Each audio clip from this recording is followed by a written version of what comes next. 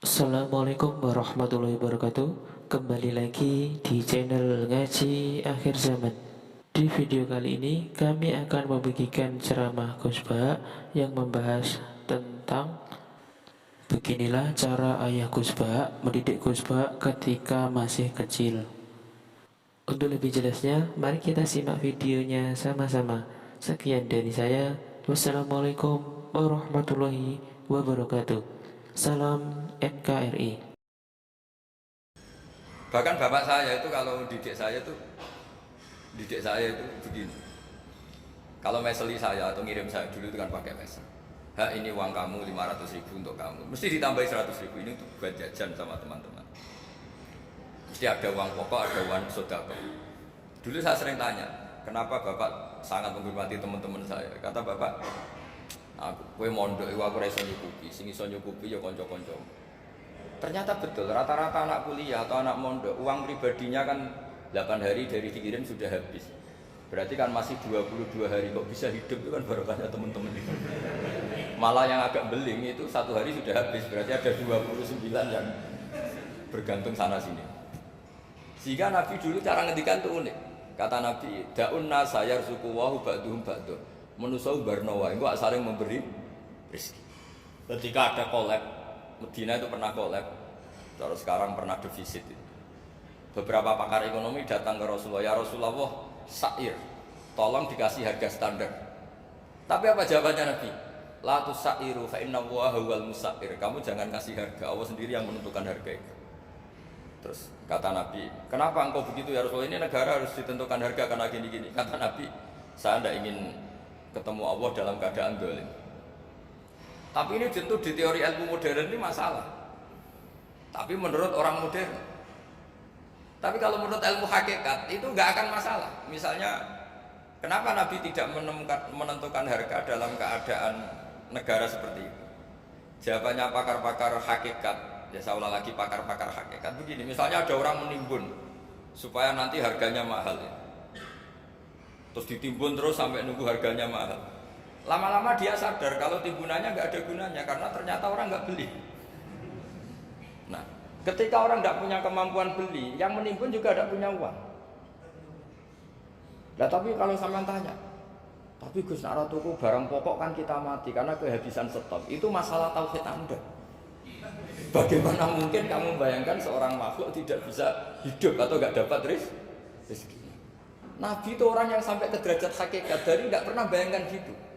Saleh sampean jadi orang yang tauhidnya masalah. Sehingga terus bayangkan, wah kalau negara ini kayak, wah kita makan apa? Kalau negara nggak stabil, wah kita gimana? Itu tidak bisa seperti itu. Dulu ketika kita dijajah Belanda, itu kiai-kiai kita, Mbah Hasyim Asy'ari, Mbah Ahmad Dahlan, mondoknya di Mekah. Sampai alim alama, dua beliau, Mbah Hasyim sama Mbah Ahmad Dahlan itu ngajinya sama-sama Syekh Khotib Minangkabau. Cuma Mbah Hasyim lebih menekuni ke Syekh Mahfud Termas, yang satu menekuni Syekh Khotib Minangkabau. Jadi dua beliau itu ngaji di guru yang sama. Mbah saya, buyut saya itu ya sudah mondok Mekah, zaman dijajah Belanda. Sekarang kita agak dijajah, nggak mondok di sana. Buyut saya itu zaman itu sudah haji. Buyut kelima saya itu dulu kalau ingin cari tempat yang teduh itu masuk ke gua. Itu masuk gua itu hanya kepalanya saja, kakinya masih di luar. Karena gua di Arab tidak seperti gua di sini. Kalau gua di sini kan orang bisa masuk semua. Kalau gua Arab kan hanya celah-celah batu-batu besar. Sehingga ketika Rasulullah hijrah ke Madinah, singgah di Gua Sur, kata Abu Bakar gimana? Andai kan ada orang kafir di depan gua, kata Abu Bakar gimana? Andai kan mereka melihat kakinya pasti melihat kita, karena gua di sana itu satu tubuh tidak bisa masuk penuh. Kalau gua di sini kan ada yang mobil saja bisa masuk. Nah itu bahasa ya kalau mau istirahat itu masuk gua, separuh badan di dalam gua, separuhnya masih di. Nah sekarang terus kita bilang, wah kalau kita negara tidak stabil kita haji kemana? Dulu zaman dijajah Belanda ya kita bisa haji. Soal kebahagiaan, nenek moyang pulau jenengan tuh anaknya banyak. Dijajah Belanda, jajah Jepang ya nyatanya anaknya banyak-banyak. Itu kira-kira bahagia apa enggak?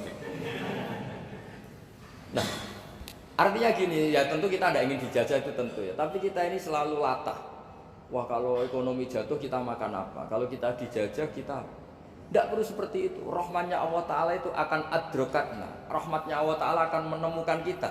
Apapun kondisi kita, apapun keadaan kita. Ini cara berpikir tauhid.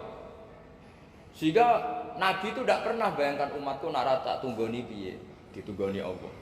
Sehingga masyhur dalam hadis-hadis sahih, la tazalu ta'ifatun min ummati dhahirina 'alal haq la yadurruhum man khadalahum wala man khalafahum wala man nawa'ahum. Selalu di umatku ada kelompok-kelompok yang selalu membela kebenaran dan tidak akan terkalahkan oleh kesesatan di akhir zaman.